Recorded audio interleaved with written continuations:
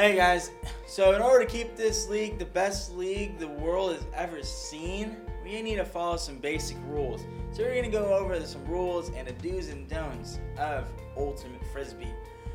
From whether it be from fouls to turnovers to the pool, all of it. We need to go over that, and this is what we're going to do right here. So we're first going to start with a coin toss. So the coin toss is going to start, the field ref is going to be holding the Frisbee, and it's between the two team captains, so your team managers pretty much. And the winner of the coin toss can decide whether if they want to receive the Frisbee or they want to pool. And in the losing team, they get to decide what side they want to start in. So this is how it pretty much looks like.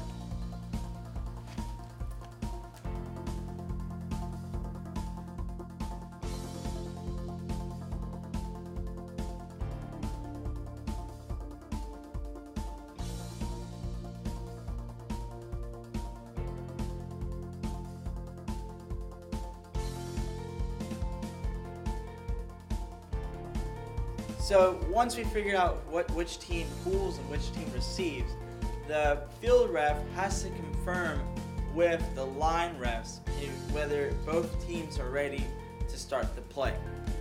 Once the ref gets the confirmation, he blows his whistle, and the pooling team has to pool to the receiving team on the other side. This is how it looks like.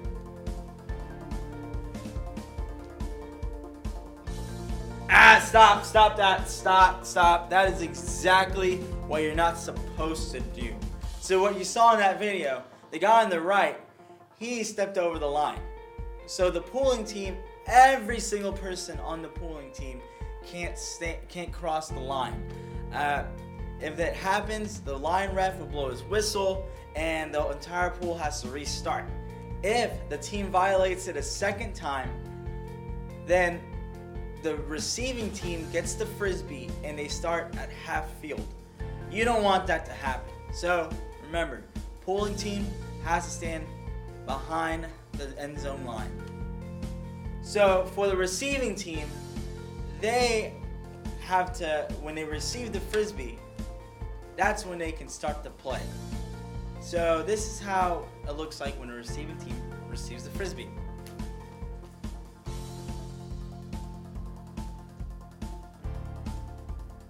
Wait, no. That's exactly what you're not supposed to do. So what happened there was the receiving team attempted to try to catch the Frisbee, but ended up dropping it because either he dropped it or it skid off his hand. When that happens, it's an automatic turnover. So now the pooling team has the Frisbee and they start from right outside the end zone line.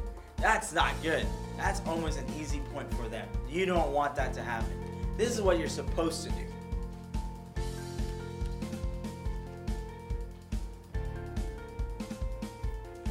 So, what you saw there was the receiving team caught the Frisbee, but you can also let the Frisbee just hit the ground. The Frisbee can roll, but you have to let it roll. You can't stop it from rolling. So wherever the Frisbee lands, that's where you can start the play. So now the play has started, that's when the fun begins. So now the offensive team has to take the Frisbee all the way to the other end zone. But there's still some rules you need to follow. So if the Frisbee gets passed to you, you cannot run with it. You have to stand the same spot with the Frisbee. You can take as many steps as you need to in order to get to a stop, but you cannot run with the Frisbee. The thrower can't just hand off the Frisbee to a teammate. They have to throw it to them or toss it. The Frisbee has to leave the hand in order for it to be a complete pass. And this is what that would look like. And lastly, there's absolutely no contact allowed. So if you're guarding someone, you can't knock it out of their hands or strip it away from them. You can't hit them in the arm or anywhere in their body. all contact is not allowed. This is how it looks like.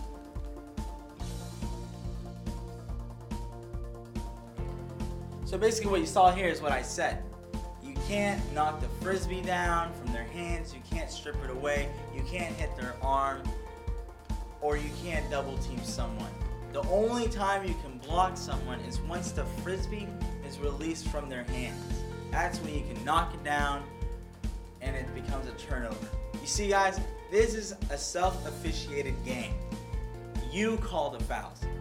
If you call a foul and it's so clear that the foul obstructed the play, then the stall count restarts to 1 and you still have possession. If the person that committed the foul doesn't agree with the foul call, they can discuss it out and the field ref has final say.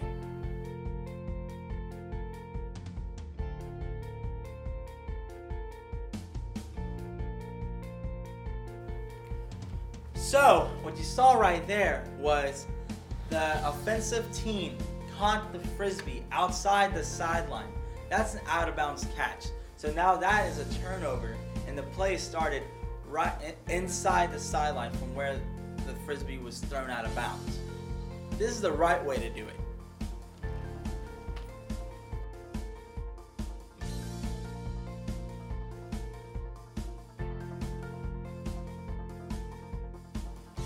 So, what you saw right there was the offensive team caught the frisbee inside the sideline, but had to walk out of bounds in order to make a complete stop. Simply, what you do there is you go back from wherever you caught it and start to play from there. So lastly, there's absolutely no unsportsmanlike conduct allowed during the game. Let's check this out. No, that is exactly what I told you not to do. You're not allowed to physically assault someone, mock the other team, use foul language, or just do anything you're not supposed to do. If you know it's not right to do it, then do not do it. If the ref sees you or hears you doing any of these things, he'll pull out a purple card. That purple card means that you have a warning, and if he pulls it out again on you doing the exact same thing, then you're immediately ejected from the game and not allowed to play the rest of the day. So we reached the end of the rule video.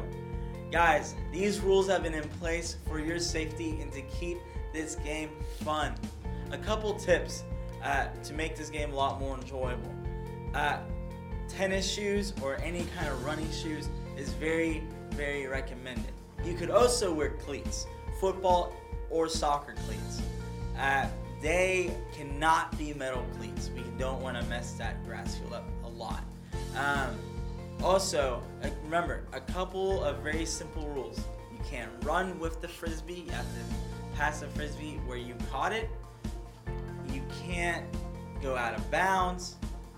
And yet no unsportsmanlike conduct at all.